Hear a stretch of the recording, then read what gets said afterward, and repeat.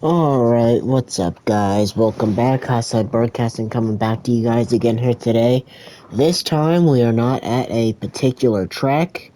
I think this is important because the game is just brand new, and there's a lot of people not familiar with what the things in the settings do, how it affects their car, and, what preference they would prefer. I know a lot of people are going to be looking for probably something similar to what they had on Heat as myself. And I'm still fine tuning looking for that. But with that being said, we're going to be looking at the NASCAR 25 wheel settings, more or less a wheel settings guide.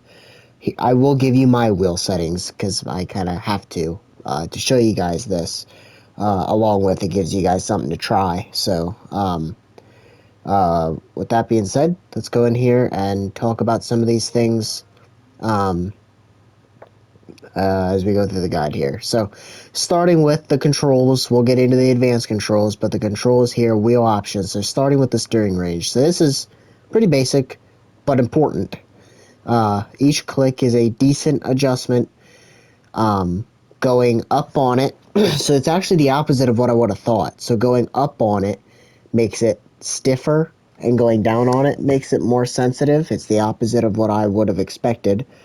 But with that being said, so if you go up on it, I would have thought it would have made your car more sensitive, but I believe it makes your car less sensitive. So if you go up on it, you're going to have to turn the wheel more to get the car to turn. You go down on it, you're going to have to, or you'll have to turn your wheel just a little bit, and the car will react. So it's kind of a sensitivity. It's a sensitivity, but it is range. So you go and say well, it doesn't really matter. You're at any track and you have a left-hand turn. You make your turn left, and you could have to turn your wheel to, say, 8 o'clock, 9 o'clock, 10 o'clock to get it to actually turn. Or you could just turn it to 11, maybe 10. Or like I said, so you go up on it, it's going to make your car not react as much. So you're going to have to turn the wheel a lot further to get a response. I like a sensitive car. Now, I do have it in the middle. Now, I've been tweaking it, obviously. I've tried going up. I've tried going down. Um, I'm in the middle right now, but I prefer a more sensitive car. So I want it to turn the wheel just a little bit, and I want the car to respond and react. Some people like to drive it. They like more playing the wheel. They like to turn the wheel more to get the car to turn. I don't like that. I feel like I have better car control when I have to steer the wheel less. But with that being said, force feedback, I have it on 0. Just like on Heat 5, I only run centering spring, and we'll talk about centering spring. I don't run force feedback. Now, when the game first came out, they didn't have centering spring. It was just feedback, so I played with it a lot. I was actually running it on 100 because I wanted the most feel in the car I could get. But since they turned centering spring on, I've just turned it off. So pretty much force feedback is feedback in your wheel. So any bump in the track, anytime you hit the wall, if the car gets loose, if it gets tight, if you hit another car, you're going to have fight in the wheel. I'm trying to do a comparison to like centering spring, but we'll talk about centering spring separate. Trying to explain it without including centering spring because I only use centering spring. But with the force feedback, it's pretty much just fighting the wheel. Like, you'll be coming off the corner and the wheel might snap, or you'll be down the straightaway and it'll be going left and right, and you have to hold on to it and keep it straight. Some people like that. Some people can feel their car better that way. I don't. I don't like when the wheel's doing its own thing, going left, going right, which is why I just use centering spring. But with that being said, the more you go, the higher you go up on it, the stronger the feedback's going to be. The lower you go on it, I have it off. So if I'm not running centering spring, it will just be a loose wheel. That's it. Like, I will turn it left, and then I will have to turn it back to the right. If you use force feedback, you'll turn it left, and it'll fight you. Down the straightaway, it'll fight you. In the corners, it'll fight you. And it'll depend on the track, how bumpy the track is. If you hit another car, hit a wall, it's gonna react. And again, the higher you go up on it, you go all the way up to 100, and you're gonna be fighting it pretty hard.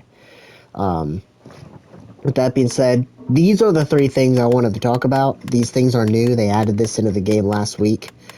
It's basically adjustments for your force feedback, not necessarily the strength. That's this.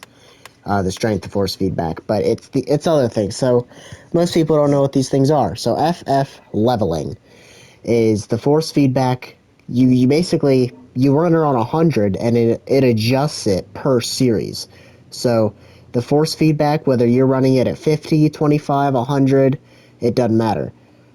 If you have leveling, I guess at 100, I would think you would either turn it on or off, but I guess there's levels, 100, whatever. But it adjusts it per series. So the force feedback that you feel running a cup car, even with the same strength settings, it will feel different if you run it in Xfinity or trucks or ARCA. Obviously, you're running a different style of car, so the feedback is going to be different. Whether you're running a next-gen cup car, an Xfinity car, a truck, or an ARCA car, completely different, and the feedback will feel different. So FF leveling is it adjusts, it levels your feedback out per series. You can have it off, and it will feel the same for all the tracks, I would assume. Or you could run it at 100 and it'll adjust your force feedback per the car that you're running. So I know a lot of people don't know what that is. So I wanted to talk about that. Same thing with FF overdrive and impact boost. So FF overdrive is pretty much just the torque. I'm not really sure what the difference is between like feedback strength and torque, but it's basically just the torque in the wheel. It'll make your car feel heavier or lighter, like in the steering wheel, I guess. Okay, I guess I do understand the difference here. So feedback, I'm gonna do a lot of comparisons, so just to try and get it imprinted in your guys' heads how this works. Feedback again, the wheel fights you, and the strength of how much it fights you. Overdrive is kind of makes your wheel heavier or lighter in a sense, so it'll be harder to turn it to the left.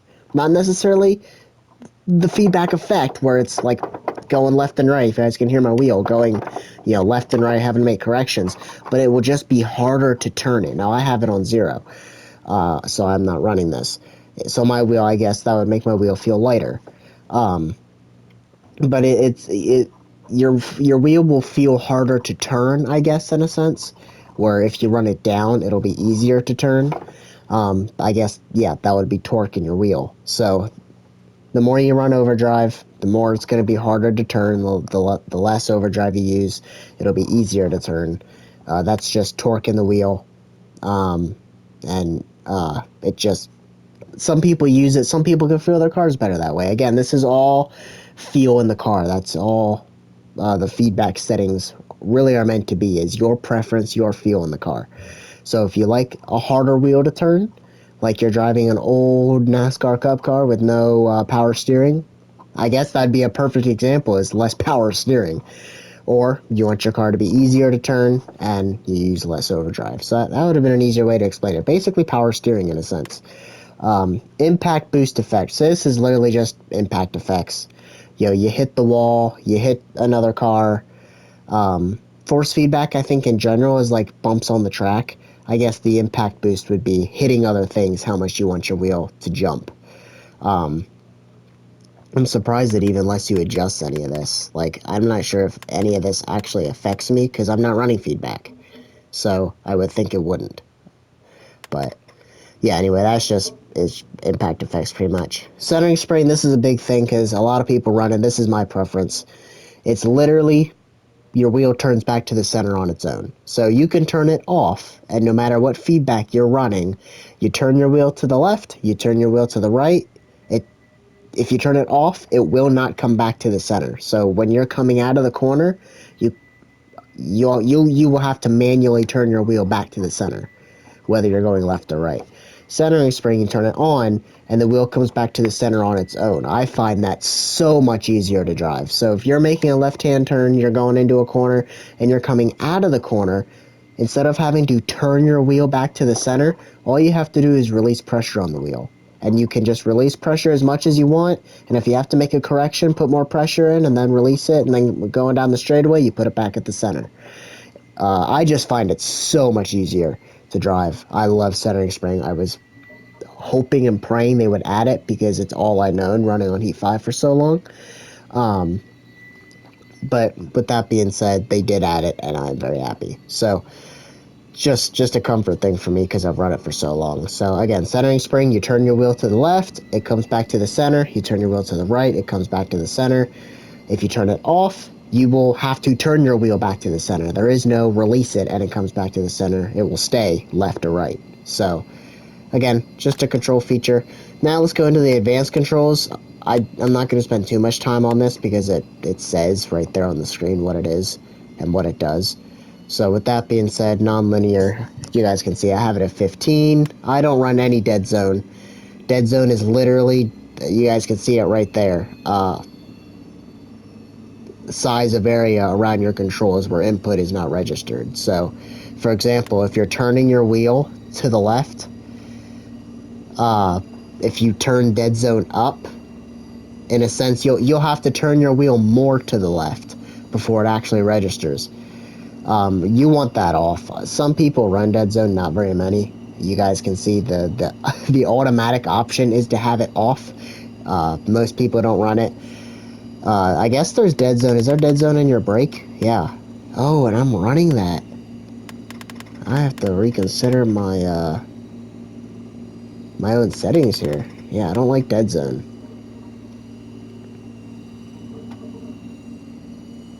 Yeah, I am gonna turn that off. I don't want that. I didn't realize that was on. Okay. But yeah, with that being said, dead zone is literally, so example for the throttle and the brake as well. You would push the throttle down, say 10%, and it won't register. 20%, it won't register. The more dead zone you run, the farther you have to push it down before it registers. And if you run 0, the second you get on the brake, your car will react. Same with the throttle, same with steering. You turn your wheel to the left, you have it on, you have to turn it further before it registers. Or you run no dead zone the second you turn your wheel, and the car reacts. I didn't talk about nonlinear. Again, most of these things you guys can just read off. I did want to talk about dead zone because I don't like running it. And it's very simple to explain. Affects the intensity of your car's turning force. So the more you turn your car, or the more you run it, I'm trying to make this make sense, affects the intensity of your car's turning force. So increasing the value will cause a reduction in the turning force applied for. Okay, so this is an adjustment for smaller turns or longer turns. The first thing that comes to my mind is Darlington. Like turn 1 and 2 is so sweeping long. Just example. Increasing the value will cause a reduction in turning force. For smaller turns, will cause that turning force to grow exponentially with larger turns. So, in a sense, sharp turns versus long sweeping corners. So, the more you run non-linear, the more it will help you. So, you could adjust this for short tracks or mile and a half. So, if you're at a sharp turn, or a sharp corner track like Martinsville, you might run more non-linear, where if you're running at like a Darlington with a long sweeping corner, you might run less. That's in a sense of what it is. I don't like to change my settings from track to track. I like to keep it the same because then that's what I'm used to. I will adjust to the track that I'm going to.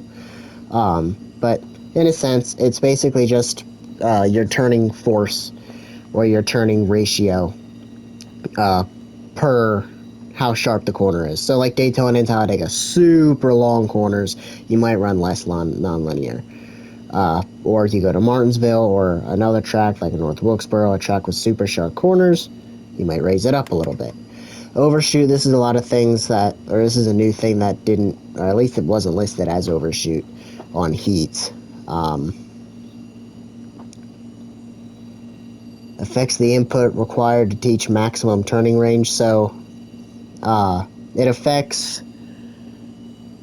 how much you have to turn your wheel to reach the maximum turning range, essentially, is what it says. So the more you run Overshoot, I would think the more you have to turn your wheel. Increase in value will reduce the distance. Okay, so it's the opposite, just like with steering range. It's the opposite of what you would think.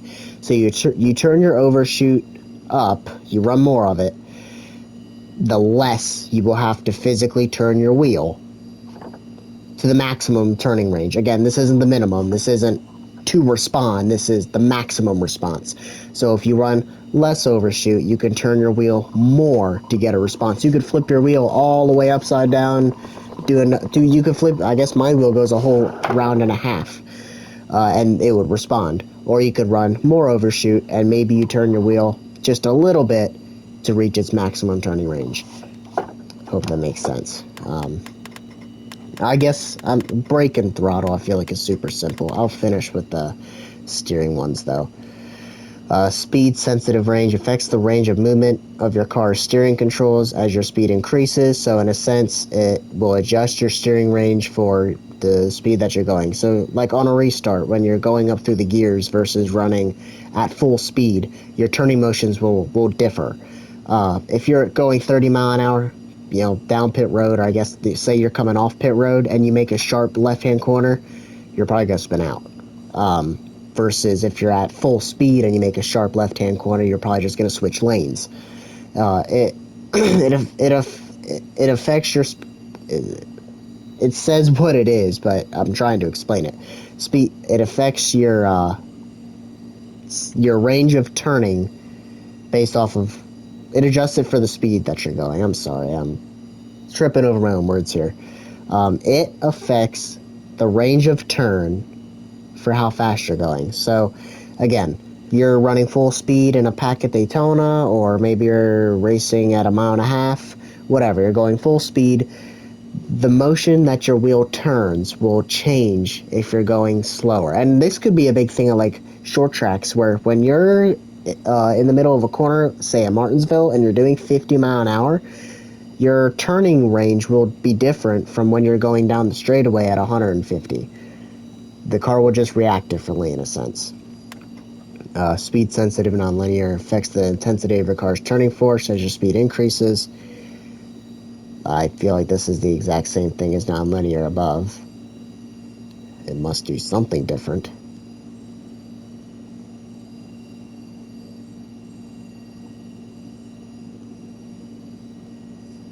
Yeah, it just affects smaller turns versus larger turns. It looks like the same thing.